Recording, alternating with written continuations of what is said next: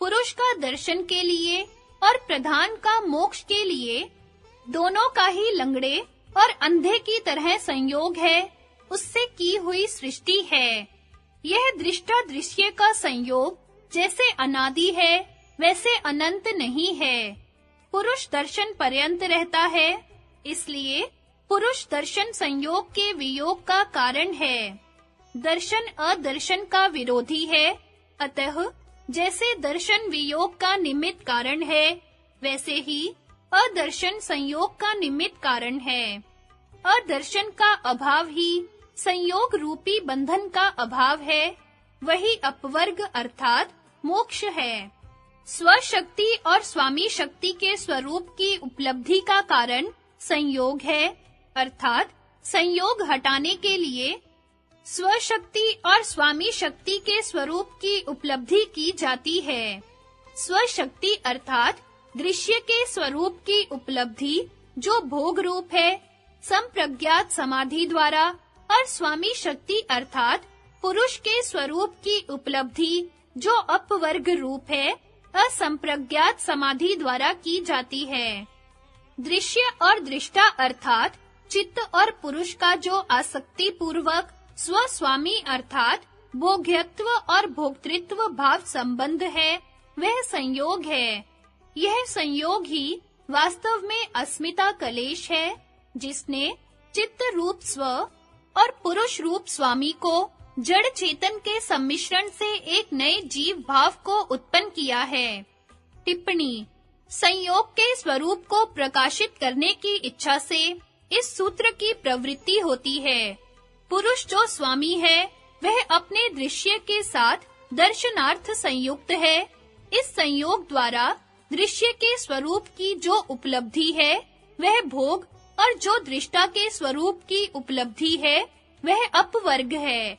दर्शन कार्य पर्यंत संयोग है, इसलिए दर्शन को वियोग का निमित्त कारण कहा है। दर्शन अदर्शन का विरोधी है, इसलिए अदर्शन संयोग का निमित्त कारण कहा गया है। अर्थात जैसे दर्शन वियोग का कारण है, वैसे ही अदर्शन संयोग का कारण है। यहाँ दर्शन मोक्ष का कारण नहीं है, किंतु अदर्शन के अभाव से ही जो बंध का अभाव होता है, वह मोक्ष है। दर्शन के होने पर बंध के कारण अदर्शन का नाश हो जाता है, इसलिए दर्शन अर्थात ज्ञान को कैवल्य का कारण कहा गया है। अब यहाँ पर प्रसंग से यह विचार किया जाता है कि जिस अदर्शन अविद्या, अज्ञान का दर्शन विवेक ख्याति बराबर ज्ञान से अभाव होता है, वह अदर्शन किस स्वरूप वाला है, अर्थात अदर्शन किसका नाम है? पहला, क्या गुणों में जो कार्यों के आरंभ का सामर्थ्य है, उसका नाम अदर्शन है? दूसरा, वह दृषि रूप स्वामी के भोग अपवर्ग रूप अर्थ जिसे चित्त ने संपादन कर दिया है, ऐसे चित्त का अनुत्पादन अर्थात आत्मदर्शन का अभाव अदर्शन है। तीसरा, वह गुणों की अर्थवत्ता अदर्शन है। चौथा, अथवा चित्त की उत्पत्ति का बीजभूत और प्रलय काल में चित्त के सहित ही प्रकृति में लीन जो विपर्य ज्ञान वासना है, वह अदर्शन है। पांचवा, अथवा प्रधान संबंधी स्थिति संस्कार के क्षय होने पर गति संस्कार की अभिव्यक्ति अदर्शन है। अर्थात प्रधान में दो प्रकार का संस्कार रहता है, एक स्थिति संस्कार जो प्रलय कालीन साम्य अवस्था का कारण है, और एक गति संस्कार जो महत् तत्व आदि विकारों का आरंभ है।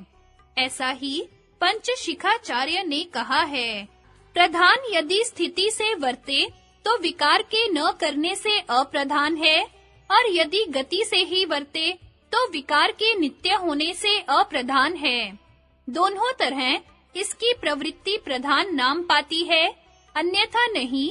जो और कल्पना किए गए हैं, उनके विषय में भी यही समान विचार है, एवं गति संस्कार के होने से जो महदादि कार्य का आरंभ है, क्या उसका नाम अदर्शन है?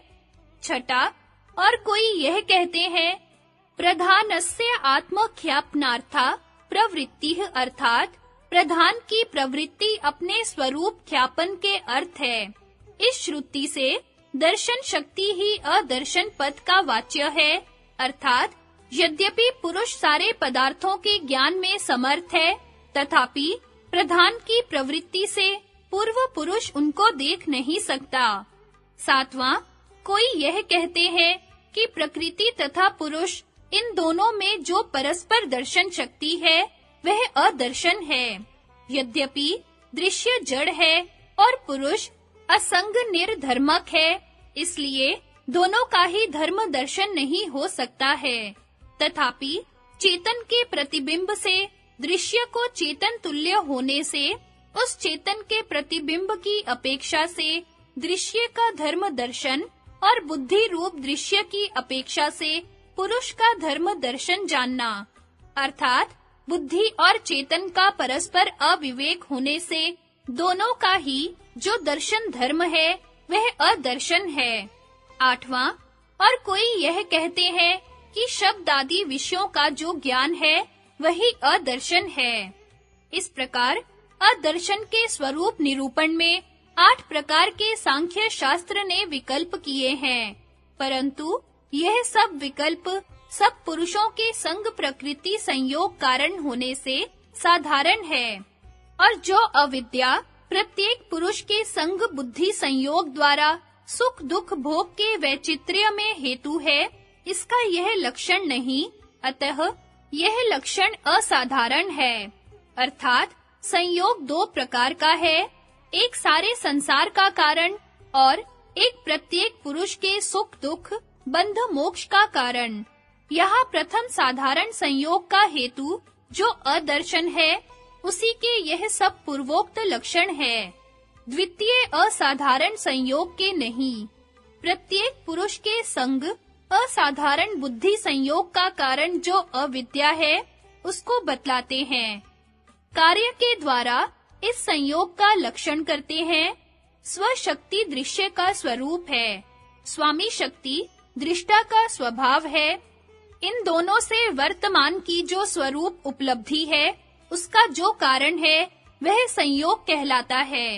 इन दोनों नित्य व्यापकों के स्वरूप से भिन्न संयोग और कोई वस्तु नहीं है, जो कि भोग्य में भोग्यत्व और भोक्तृ में भोक्तृत्व है, वह अनादि काल से है और वही संयोग है। इस संयोग का कारण बतलाते हैं। व्यास भाष्य पर विज्ञान भिक्षु के वार्तिक का भाषानुवाद। दृष्टा और दृश्य का स्वरूप कह दिया, अब उनके संयोग के स्वरूप प्रदर्शक सूत्र को उठाते हैं। संयोग स्वरूपेति, दृष्टा और दृश्य का सामान्य संयोग हेय का हेतु नहीं है, क्योंकि सामान्य संयोग तो प्रलय और मोक्ष दोनों दशा में समान ही है। अतः संयोगगत विशेष का अवधारण करने के लिए यह सूत्र प्रवृत्त होता है।